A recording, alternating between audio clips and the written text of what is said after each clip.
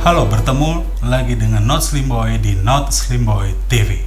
Kali ini kita akan membahas tentang internet, the good side, the bad side, dan perdebatan antara baik dan buruk dari internet. Kita mulai dari sisi buruk. Internet dianggap menyampaikan informasi yang tidak tersaring. Sebenarnya ini tanggung jawab dari penerima informasi, tapi tak apalah. Kita masukkan ke dalam the bad side. Orang menyimpulkan informasi, tapi ini juga sebenarnya terjadi di berita-berita di koran. Orang banyak menyimpulkan salah terhadap informasi. Yang celaka dari internet adalah berita dari luar negeri atau tempat yang jauh, misalnya tentang kerusuhan atau penindasan mayoritas tertentu terhadap minoritas, di mana kelompok mayoritas di sebuah negara adalah kelompok minoritas di negara Indonesia. Lalu ada kesetiakawanan yang salah kaprah, seolah-olah antara misalnya pemeluk Buddha di Indonesia dengan pemeluk Buddha di Rohingya itu ada hubungan. Ini bukan franchise yang ada hubungannya. Mengirim relawan-relawan ke sana yang tidak terlatih, di sana daerah konflik, kita tidak terlatih pergi ke sana malah menambah korban. Sana keluarga yang ditinggalkan juga bisa merasa was-was dan kehilangan. Jadi ini kesetiakawanan yang salah kaprah. Seharusnya bila kita menerima informasi seperti itu di mana golongan kita minoritas di negara lain dan ditindas, seharusnya kita mengambil sisi baiknya saja, bahwa tidak enak sebagai minoritas yang ditindas. Oleh karena itu, apabila kita mayoritas di negara Indonesia, kita tidak melakukan hal yang sama terhadap minoritas golongan manapun di negara kita. Gua kok jadi bijak ya. Lalu informasi menjadi gampang basi, sehingga karena gampang basi maka penyedia informasi berlomba-lomba untuk mempush informasi kepada masyarakat, dan akhirnya masyarakat menjadi full of information but lack of knowledge. Karena informasi banyak sekali masuk, tetapi daya cerna dari masyarakat yang menerima informasi itu ternyata tidak sama, dan bahkan ada yang sangat tertinggal. Jadi gadgetnya sudah canggih, tetapi mungkin pola pikirnya tidak. Tinggalnya di apartemen, tapi pekerjaannya jablay, mantul. Sisi baik dari internet adalah simplicity, internet banking, contohnya paperless, online store, dan yang paling marak di Indonesia sekarang adalah online reservation untuk transportasi. Ini jelas membawa dampak yang masif terhadap perkembangan banyak bisnis di banyak negara, termasuk Indonesia. Murah, dan ada sisi buruk yang sebenarnya bisa diambil jadi sisi baik. Contohnya tentang pornografi. Menurut Not Slim Boy TV, redaksi Not Slim Boy TV, TKI bisa saja menggunakan video call untuk menghubungi sanak familinya. Misalnya TKI ini seorang wanita, dia sudah berkeluarga dan punya suami di Indonesia, dia bisa saja menggunakan video call untuk menghubungi suaminya yang ada di Indonesia. Lalu suaminya yang dari Indonesia, misalnya dari warnet, kan murah, dengan bilik yang cukup tertutup, melakukan video call dengan istrinya yang ada di misalnya Malaysia atau di Saudi Arabia. Mereka melakukan video call mesum mungkin, tapi karena dilakukan oleh suami istri jadinya halal seks video call. Ini bagus, tapi jangan sampai nanti majikannya yang di sana ikutan, akhirnya jadi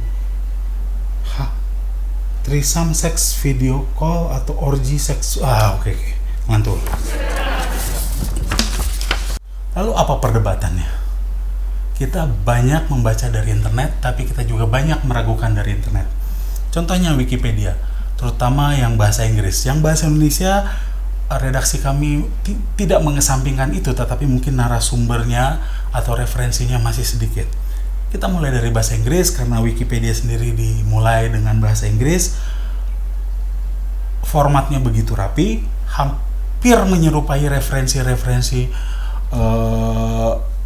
referensi-referensi yang terpercaya yang ada di perpustakaan nasional di banyak negara ya.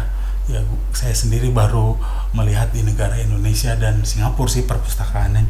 Kita bicara soal versi Inggris ya, yang sudah lengkap dan banyak narsum, disarikan juga dari banyak referensi terpercaya, dari biografi orang-orang terkenal, dari sejarah yang ditulis oleh lembaga-lembaga yang terpercaya, disarikan ke dalam bentuk Wikipedia. Jadi sebenarnya kita tidak boleh meragukan Wikipedia hanya gara-gara dia mudah didapat.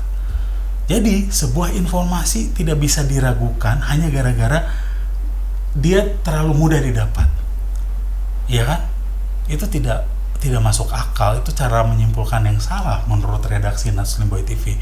Jadi sebenarnya informasi Wikipedia mudah didapat ya, itu adalah cara mengakses informasi, bukan menentukan sebuah informasi otentik atau tidak. Bukan berarti fisik itu lebih otentik daripada online. Kalau buku-buku yang dicetak dan dijual di toko buku juga banyak yang ngaco juga.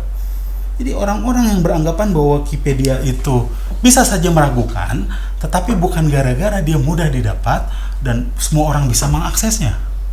Orang cenderung ketika membuat sebuah database bersama, orang cenderung menjaganya menjadi sesuatu yang lebih otentik dan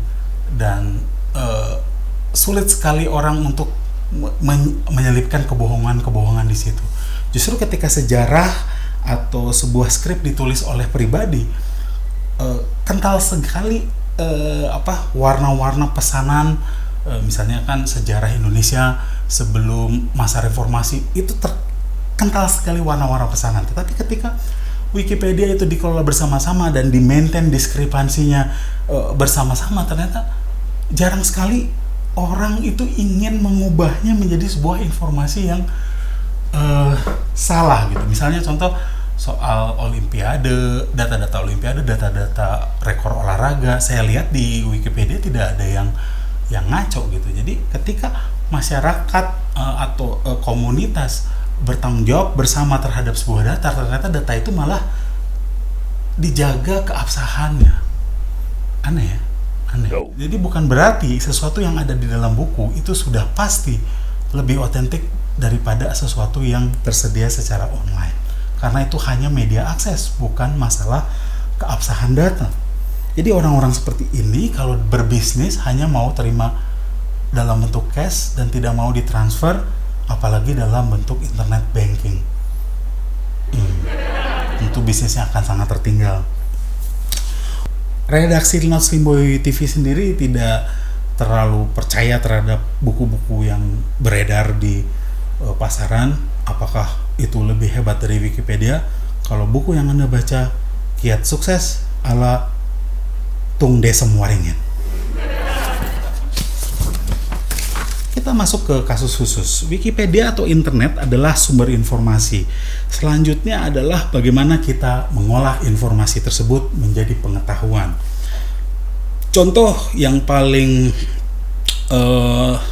terkini adalah tentang penggunaan kata Tiga Srikandi. Sebenarnya sebelum ada film Tiga Srikandi, para pemanah-pemanah putri Indonesia memenangkan medali perak di Olimpiade Seoul 1988 yaitu Nur Fitriana, Lilis Handayani, dan Kusuma Wardani sudah dijuluki Tiga Srikandi Indonesia. Dan Wikipedia itu tujuannya salah satunya adalah menguatkan ingatan kita.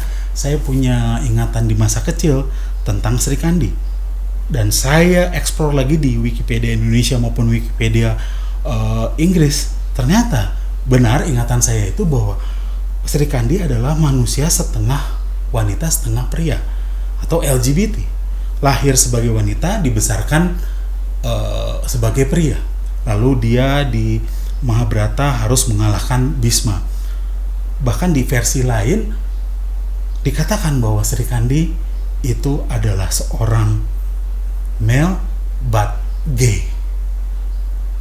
Jadi kita salah dalam menentukan simbol terhadap pemanah-pemanah putri kita. Atau memang pemanah putri kita itu gay? Saya bukan mengesampingkan orang-orang LGBT, tetapi apakah itu betul? Mungkin kita terlalu banyak mengambil simbol yang salah. Lalu ada pengumuman. Dalam acara ini akan selalu ada pengumuman, dan pengumuman paling penting adalah pengumuman kali ini adalah tentang berita kehilangan.